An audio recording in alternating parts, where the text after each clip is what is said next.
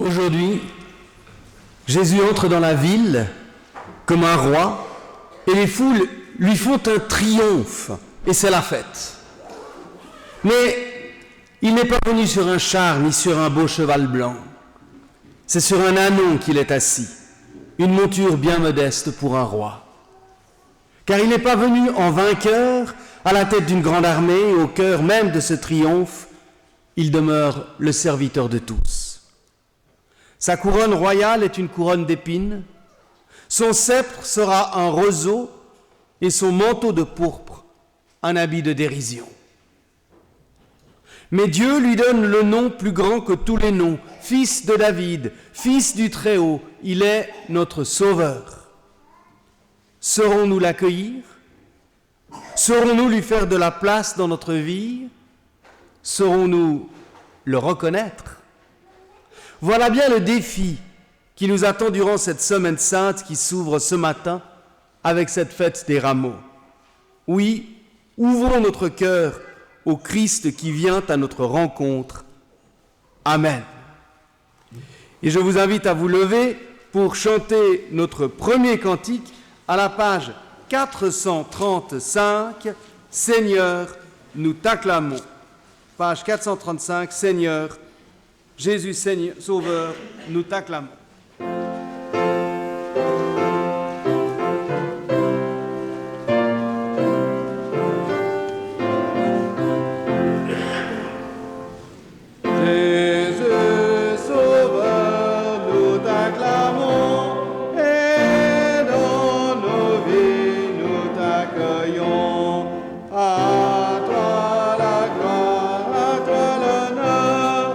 À toi le règne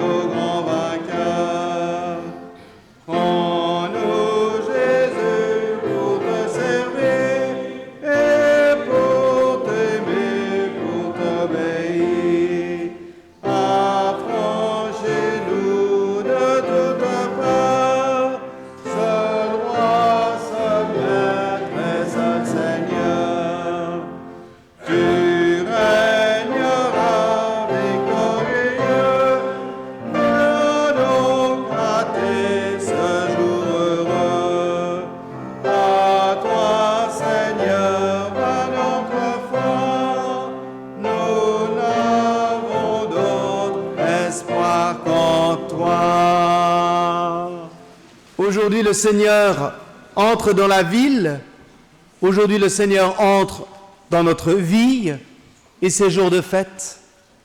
Que la grâce et la paix nous soient données en abondance de la part de notre Dieu trois fois saint, le Père, le Fils et le Saint-Esprit. Amen. Bienvenue, bienvenue à chacune et chacun d'entre vous pour ce temps de célébration qui ouvre cette semaine tellement importante, la plus importante du calendrier chrétien. Bienvenue à vous, nos fidèles paroissiens, bienvenue à vous qui êtes ici peut-être en visite ou pour la première fois. Cela nous fait très plaisir de voir des visages inconnus. Soyez vraiment les bienvenus et sentez-vous ici, chez vous. Bienvenue aux enfants qui sont nombreux avec nous aujourd'hui et bienvenue aussi aux amis de la Fondation Jonas, Christine Zigvart, qui est bien connue parmi nous. Et puis, ça me fait aussi très plaisir d'accueillir Océane, qui a aussi beaucoup piloté ce culte que je connais depuis quelque temps. Ça fait très plaisir de te revoir dans ces circonstances. Et oui, avec le dimanche des Rameaux, nous ouvrons la Semaine Sainte. Semaine décisive où nous mesurons à quel point Dieu nous aime, lui qui n'a pas épargné son Fils, notre frère, le Christ, qui s'est donné jusqu'au bout par amour pour nous. Reflétant par là de quel amour nous sommes aimés, témoignant par là de la proximité de Dieu. En effet, le Dieu de la Bible ne veut pas être un Dieu éloigné, lointain, distant, mais un Dieu proche de notre vie. Mais il n'est pas facile de découvrir Dieu au cœur de notre vie. Il y a un verset que j'aime beaucoup dans la Bible qui dit, c'est dans Ésaïe, « Recherchez le Seigneur puisqu'il se laisse trouver, appelez-le puisqu'il est proche. » Quelle promesse! Mais comment rechercher le Seigneur? Quand on cherche quelque chose, on fait d'abord marcher nos yeux. C'est logique. Cette table, je sais qu'elle existe parce que je la vois. Mais il y a des choses plus difficiles à percevoir que cette table. Alors aujourd'hui, j'ai pris mon sac à dos parce que nous allons nous transformer en explorateurs, en chercheurs et faire comme une chasse au trésor. Et on va commencer par quelque chose de facile. Si je vous dis que j'ai caché, ou plutôt disposé dans ce temple, un certain nombre d'œufs en chocolat, alors je pense que vous allez vite ouvrir vos yeux pour les chercher. Alors j'invite les enfants à se lever, à faire marcher vos yeux et à chercher partout. Je ne sais pas combien j'en ai caché, donc ceux que vous ne trouverez pas, ce sera pour Octavio demain. Hein. Vous pouvez les garder en tout cas, et puis les partager peut-être. Allez voir aussi derrière, il y en a quelques-uns derrière. Prenez pas tous. Hein. Maintenant, si je vous dis la même chose, et que je remplace Dieu, ou que je remplace les chocolats par Dieu, et que je vous dis, je vous le promets, Dieu est caché dans ce temple. Comment allons-nous partir à sa recherche? Et ça, c'est plus difficile, parce qu'il ne suffit plus seulement d'ouvrir nos yeux. Et c'est la question que nous allons nous poser pendant ce culte et durant toute cette semaine. Et cela me fait penser à une histoire. Un enfant joue à cache-cache avec ses amis. Et pour une raison qu'on ignore, ses amis arrêtent de jouer et lui reste caché. Alors il sort en pleurant, se sentant un peu abandonné.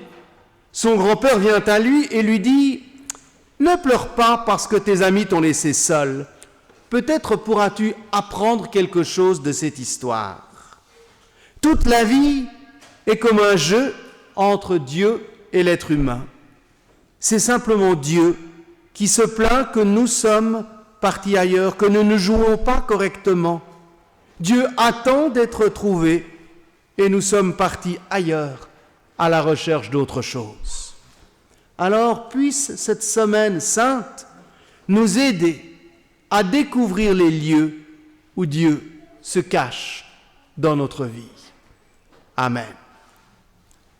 Nous allons maintenant encore chanter, et c'est pendant ce cantique que les enfants les plus petits, jusqu'à 4 ou 5 ans, on va dire, vont pouvoir rejoindre une activité que Marie et Julie, avec Alaïs et Ella, ont préparée pour eux, et les enfants nous retrouveront ensuite pour la suite du culte. Nous nous levons pour chanter à la page 256, Un jour dans tes parvis.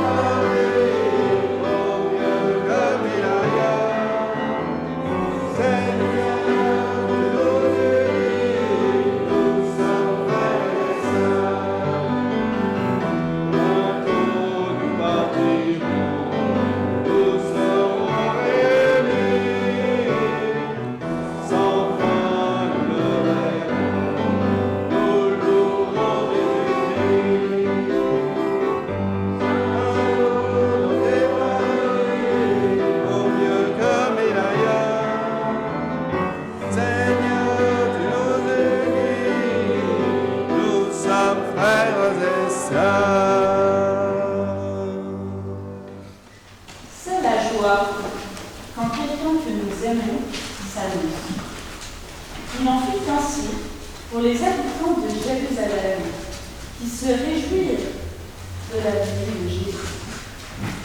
Mais si celui que nous attendons ne répond pas à notre attente, quelle déception! Difficile pour le peuple de reconnaître dans ce Jésus condamné et crucifié le Fils de Dieu tant attendu. Et nous, qui attendons-nous exactement quand nous cherchons Dieu? Un Dieu tout-puissant qui réglerait tous nos problèmes? Un Dieu que l'on peut voir, saisir et porter avec nous, telle une amulette? Ô Seigneur, tu continues de venir vers nous, mais cela ne suffit pas. Tu frappes à la porte de notre vie, mais cela ne suffit pas. Il faut encore que nous te trouvions.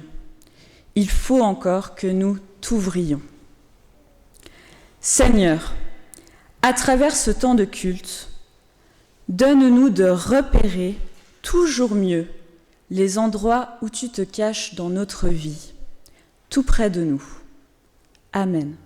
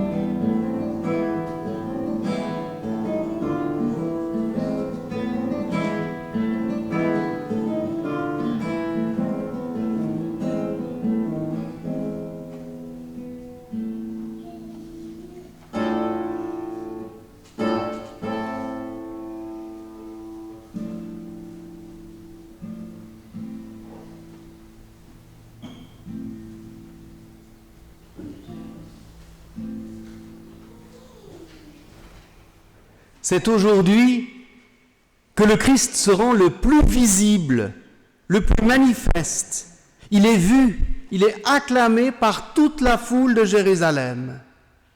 Mais est-il vraiment vu et reconnu pour ce qu'il est? Il y a pourtant des signes, des indices qui manifestent que ce Jésus ne correspond vraiment pas à celui que le peuple attend. Nous entendons maintenant le récit des rameaux d'après l'Évangile selon saint Matthieu au chapitre 21. Jésus est en route avec ses disciples. Il va à Jérusalem. Quand ils approchent de Jérusalem, ils arrivent au mont des Oliviers. Jésus envoie en avant 2 de ses disciples. « Allez au village qui est là devant vous, leur dit-il.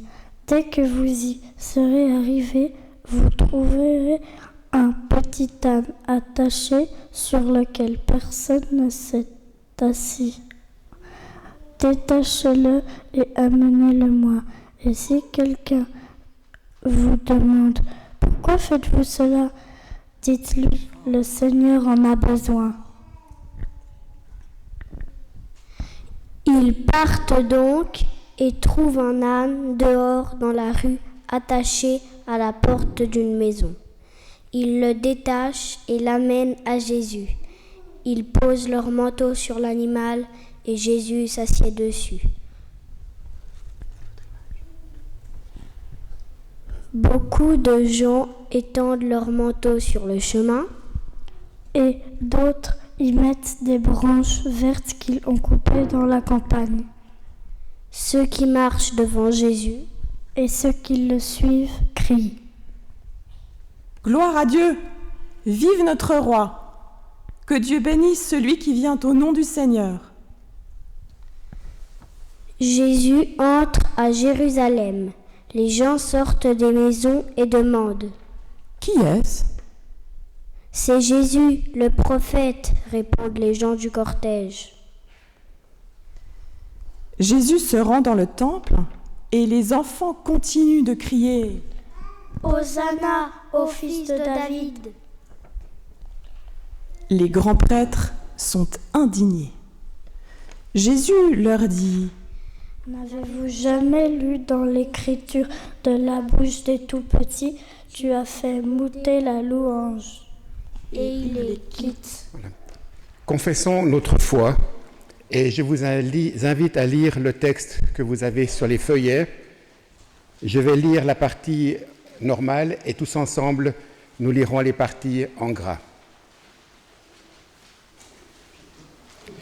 Dieu, nous ne pouvons pas te voir, mais nous croyons que tu es présent au cœur de notre monde. Nous croyons en Dieu le Père, son amour est gratuit, il le donne à chacun d'entre nous. Dieu, nous ne pouvons pas te toucher, mais nous croyons que toi, tu viens vers nous et tu nous touches par ta présence dans notre vie. Nous croyons en Jésus-Christ, qui s'est fait le frère de tous les hommes en venant vivre notre vie. Dieu, nous ne pouvons t'entendre, mais nous croyons que tu as encore beaucoup à nous dire et que tu nous parles par la Bible, la prière et ceux que nous rencontrons. Nous croyons au Saint-Esprit, présence de Dieu parmi nous, qui éclaire notre vie. Oui, Seigneur, nous croyons que tu es un Dieu d'amour. Donne-nous de toujours mieux apprendre à te chercher et à te découvrir au détour de notre vie. Amen. Et je vous invite à chanter au cantique 31-30 à la page 342. Nous avons vu les pas de notre Dieu.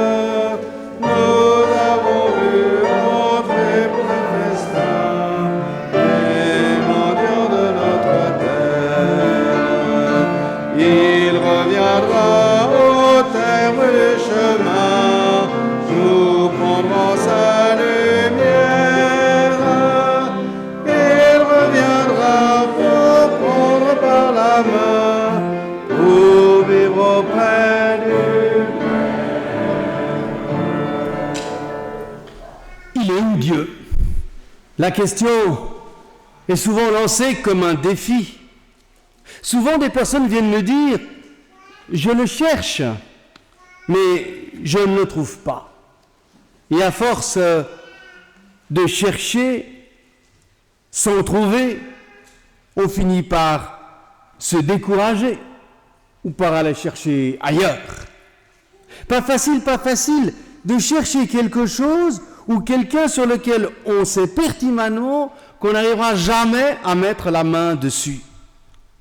C'est un peu frustrant, décourageant, non?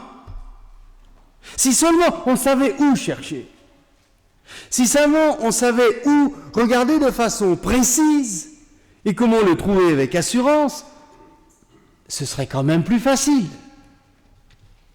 Et l'histoire de Pâques, qui commence avec ce récit des rameaux que nous venons de réentendre, marque le point culminant de la révélation de Dieu. À travers la figure de son Fils, Jésus le Christ, Dieu s'est donné à voir. Il est venu vivre, partager notre vie, notre réalité humaine. Il s'est fait tout proche. Et pourtant, cela n'a pas suffi. Il y a 15 jours, nous lisions l'histoire de la guérison de l'aveugle né, une histoire qui montre qu'il y a parfois des aveugles qui arrivent à voir et qui perçoivent la réalité bien mieux que ceux qui ont des bons yeux, qui prétendent voir, mais qui en fait manquent de clairvoyance. Aujourd'hui, nous nous souvenons de l'accueil triomphal que la foule de Jérusalem a réservé à Jésus. Les gens sont tellement heureux de le voir enfin arriver. Le voilà, celui qu'ils attendaient. Ils peuvent enfin le voir, le toucher. Ce Messie, ce Fils de Dieu, et l'acclamer. Mais très vite, la foule va déchanter. Car ce Jésus ne correspond pas à l'image qu'il s'était faite de ce Messie, de cet envoyé de Dieu. Pour libérer Israël des Romains, Jésus n'est accompagné que d'une poignée de disciples désarmés, et comme monture royale, le voilà sur un modeste ânon. Il y a mieux pour un roi qui prétend sauver Israël. À Pâques, Dieu va jusqu'au bout de son amour pour nous. Il se donne sur la croix, il se donne à voir, mais la foule et même les disciples peinent à le reconnaître. Autrement dit, à découvrir derrière l'image de cet homme cloué misérablement sur une croix, la figure de Dieu. Eux qui l'avaient sous les yeux ne l'ont pas reconnu. Et nous, aujourd'hui, comment le chercher, comment le repérer, comment le trouver? Si demain Jésus décidait d'entrer à Genève comme il est entré à Jérusalem, aussi visiblement, pas sûr que nous soyons plus clairvoyants que la foule de Jérusalem. Pas sûr que nous le reconnaîtrions. Alors comment faire? Nous devons nous mettre en quête avec d'autres ressources que nos seuls yeux. Être croyant, c'est être explorateur d'un inconnu qui se donne. La démarche du croyant consiste précisément à s'approcher du mystère, à tenter de deviner la présence de Dieu dans les grandes et les petites choses de la vie. Dieu n'est pas comme une idole, une statue que l'on peut exposer fièrement sur l'étagère du salon. Il demeure caché. Il doit constamment être trouvé. Et sitôt trouvé, il disparaît. On ne peut jamais mettre la main sur lui.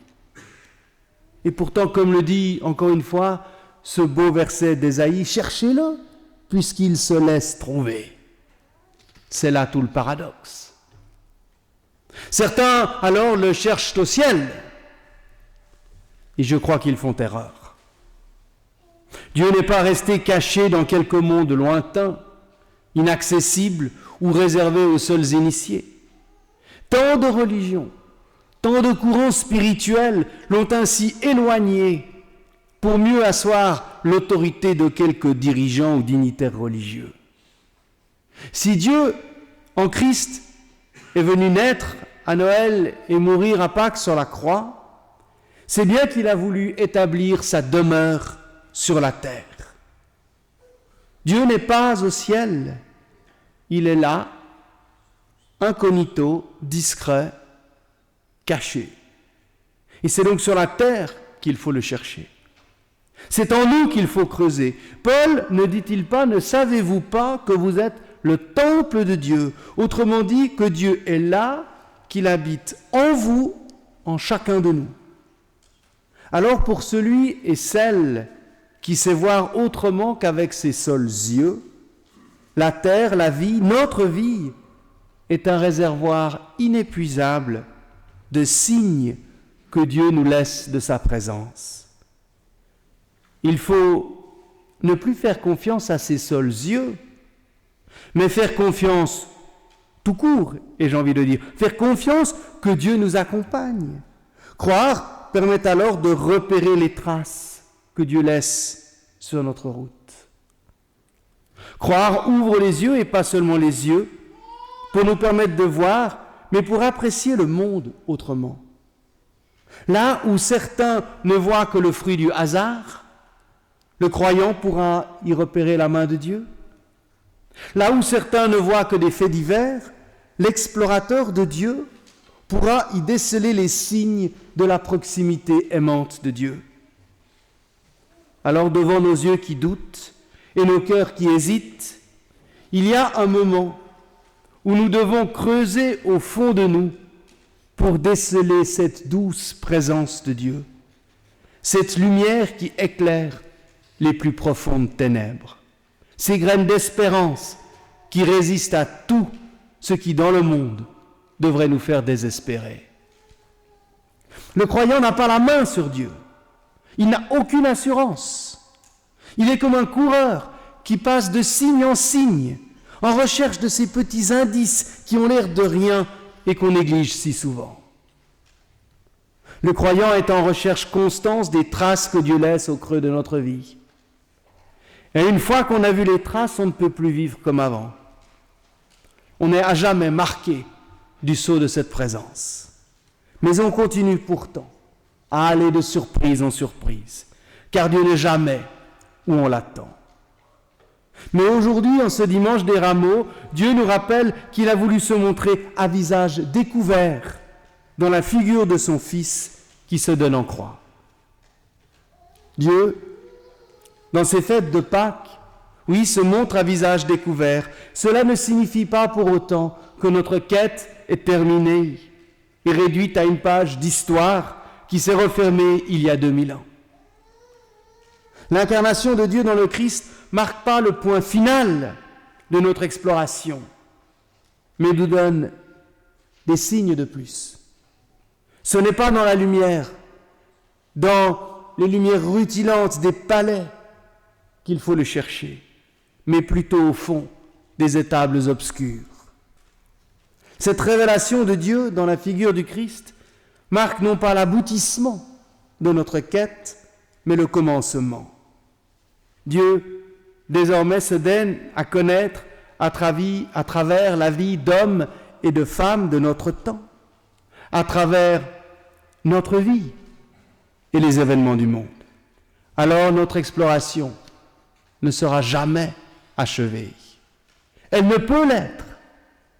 Mais ce n'est pas parce que nous ne pourrons jamais mettre la main sur Dieu, comme on a pu trouver les œufs tout à l'heure dans ce temple, que notre quête est vaine ou absurde. Ce Dieu que nous cherchons, c'est lui qui en fait vient à notre rencontre. Mais méfions-nous, car hier, comme aujourd'hui, il vient sur un ânon, c'est-à-dire qu'il vient dans la discrétion et l'humilité, là où on ne l'attend pas. Alors pour déceler les traces de l'amour et de la proximité de Dieu, trouver les empreintes de son passage dans notre vie, il faut rester en éveil, il faut se laisser porter par le souffle de l'Esprit. Et c'est peut-être ce qu'il y a de plus bizarre avec Dieu. il faut faire les choses à l'envers. Non pas d'abord avoir l'assurance de la présence de Dieu pour se mettre à le chercher, mais l'inverse. C'est-à-dire d'abord désirer croire, accepter de le chercher sans assurance, pour ensuite se mettre au fil de notre vie à découvrir les signes, les traces qu'il laisse dans notre vie, pour ressentir combien Dieu s'intéresse à moi, combien Dieu veut être proche. Alors souvenez-vous, si croire c'est se mettre à rechercher Dieu comme dans un jeu de cache-cache, il faut avoir la confiance que quelqu'un est effectivement parti se cacher dans un endroit pas trop éloigné pour se laisser trouver. Croire en Dieu, c'est avoir cette confiance-là, que Dieu est là, juste là, caché, à côté de moi. Recherchez le Seigneur, puisqu'il se laisse trouver. Appelez-le, puisqu'il est proche. Amen.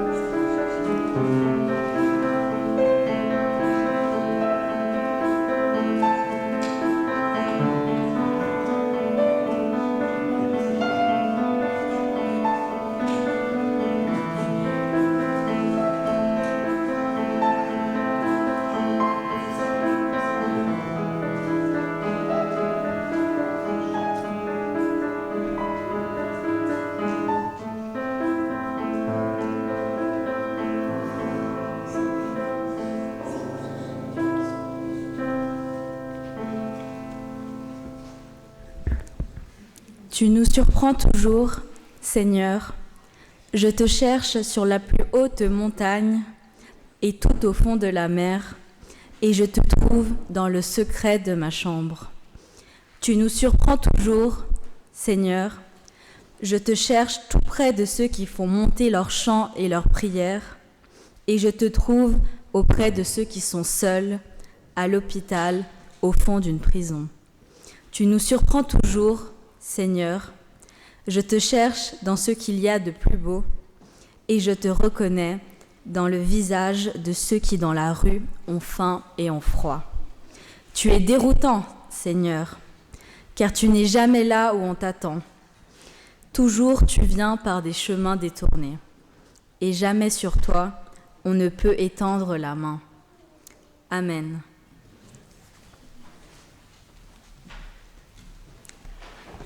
Nous arrivons bientôt au terme de cette célébration et j'aimerais d'abord remercier beaucoup toutes celles et ceux, je ne vais pas pouvoir les nommer, ils sont trop nombreux, qui ont participé d'une manière ou d'une autre, mais j'aimerais remercier beaucoup quand même Christine Zigvart et Océane Brigitte d'avoir conduit avec moi ce culte et la Fondation Jonas.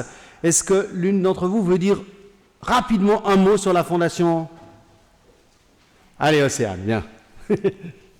2 mots pour présenter la Fondation Jonas qui est chère au cœur de notre paroisse. Oui, donc la Fondation Jonas, c'est pour permettre de construire des ponts, que ce soit entre les différentes, entre les enfants, par le biais notamment de la musique et des rencontres qu'on organise pour pouvoir se retrouver et jouer ensemble.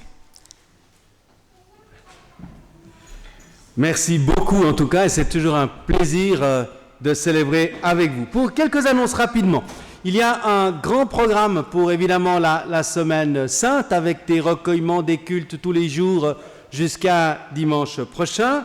Il y a évidemment tout à l'heure l'après-culte qui vous sera servi dans le foyer. J'espère que vous serez nombreux à y rester. Il y a aussi pour ceux qui le souhaitent un repas qui est à disposition de tous ceux qui ont un peu de temps et l'envie de partager un moment ensemble. Ce soir, il y aura également le culte que j'aurai le plaisir de célébrer à 20h30. Voilà, vous avez tous les détails sur le feuillet concernant les activités de la semaine. Si vous êtes ici pour la première fois, manifestez-vous auprès des conseillers d'accueil qui sont à votre disposition à la sortie. Vous recevrez aussi toutes les informations, il y a le journal de paroisse, la feuille du mois, n'hésitez pas à prendre ces informations. Nous allons encore chanter 2 chants. Le premier, pendant lequel l'offrande va être recueillie, tournez les yeux vers le Seigneur à la page 178.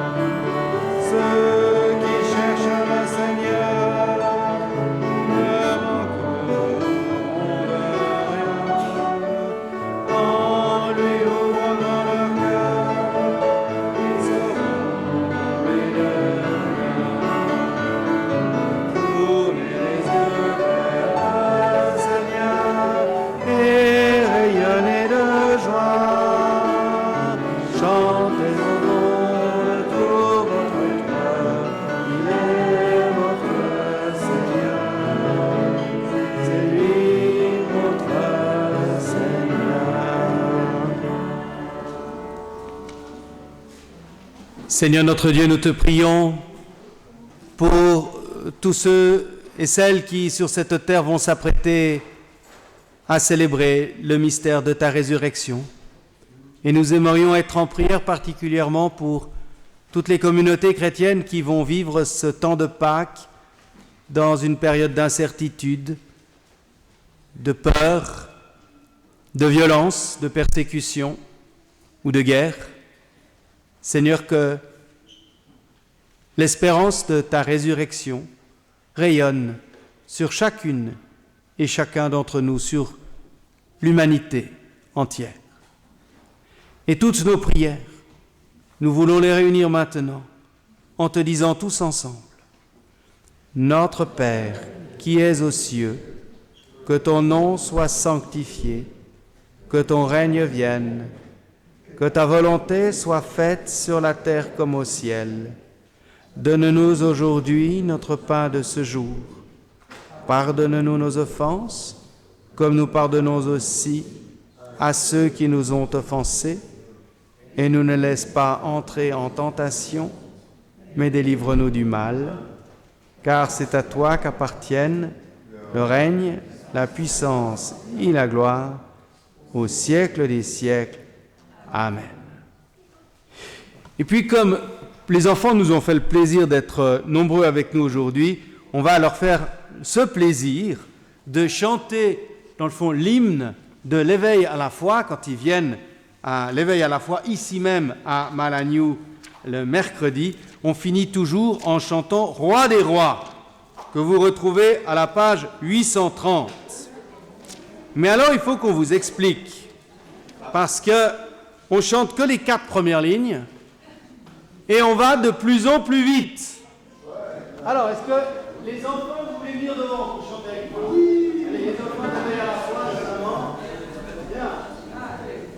Ils sont où? Voilà, l'autre. Voilà, bien. Voilà. Vous qui avez l'habitude de chanter ça, alors il faut. Parce que, en même temps, il y a un truc, c'est qu'il faut frapper les mains. Hein? Donc si on a le livre, ça ne va pas aller. Hein? Il faut frapper les mains, là, toi, c'est ça pour les adultes. Hein? Alors on commence tout lentement.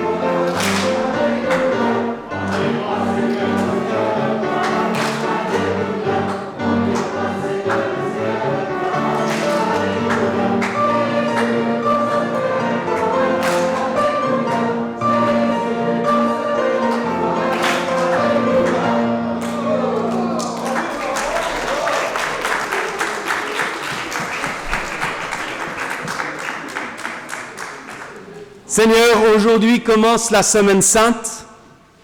Je ne veux pas que cette semaine ressemble à n'importe quelle autre semaine de l'année.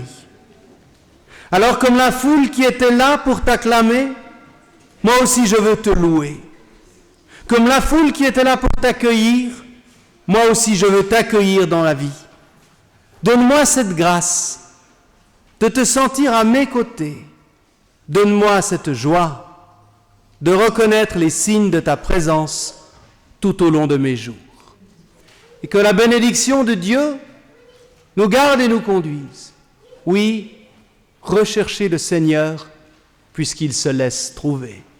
Que l'amour de Dieu le Père, la grâce de Jésus-Christ notre Seigneur, la communion du Saint-Esprit nous gardent et nous conduisent dans sa paix. Amen.